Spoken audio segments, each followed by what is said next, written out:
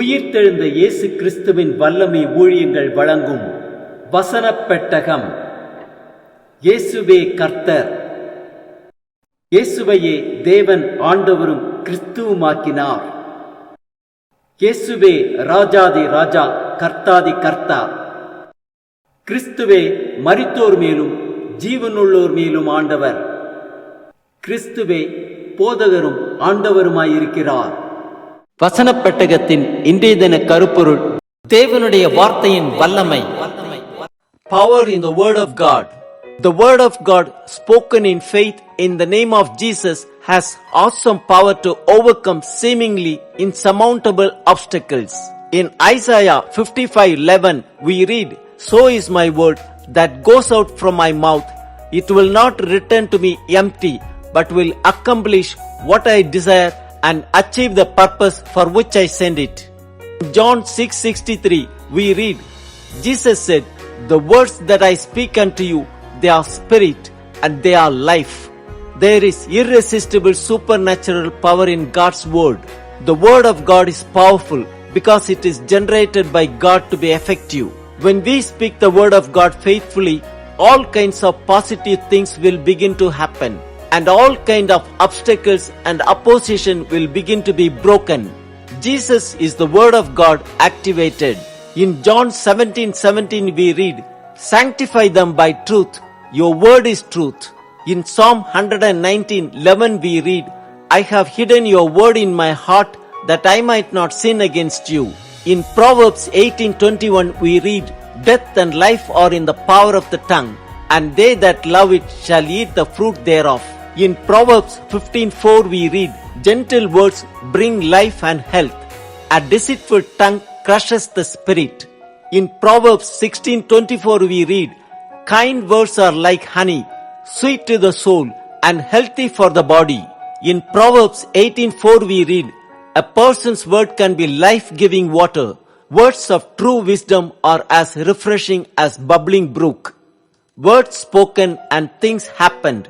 Jesus spoke to Satan, "It is written," and Satan's schemes were defeated. Jesus called in a loud voice, "Lazarus, come out." The dead man came out. God said, "Let there be." And light, sun, moon, and stars, animals, birds, and fish, and more came into being from God's spoken word of power. Jesus spoke to centurion, and his servant was healed. Peter was still speaking God's words. The Holy Spirit came on all who heard the message.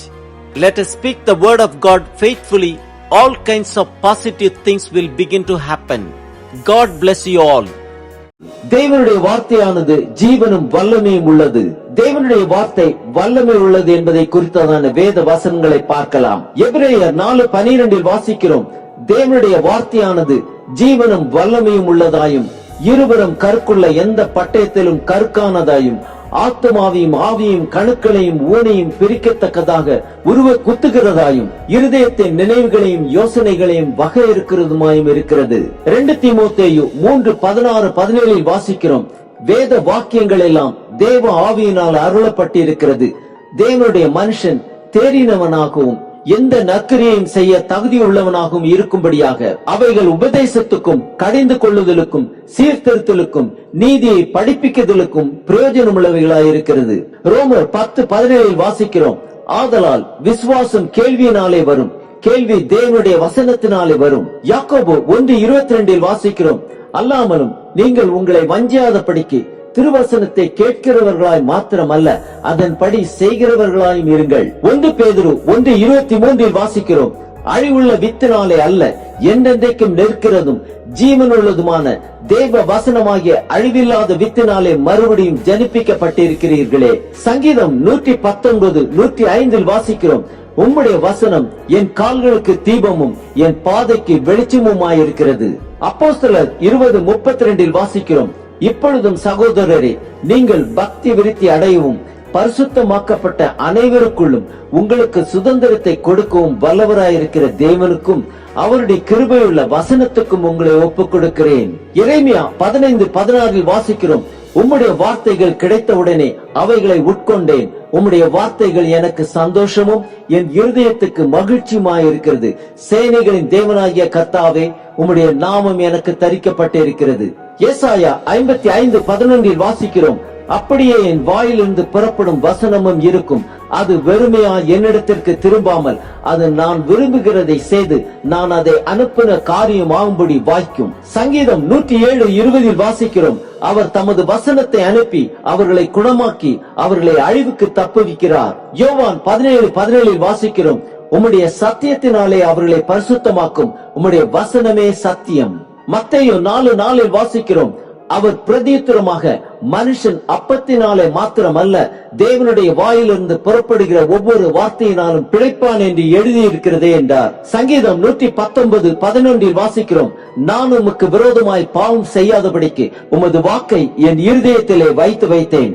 யோவான் 1:1 வாசிக்கிறோம், ஆதியிலே வார்த்தை இருந்தது, அந்த வார்த்தை தேவனிடத்தில் இருந்தது, அந்த வார்த்தை தேவனாய் இருந்தது.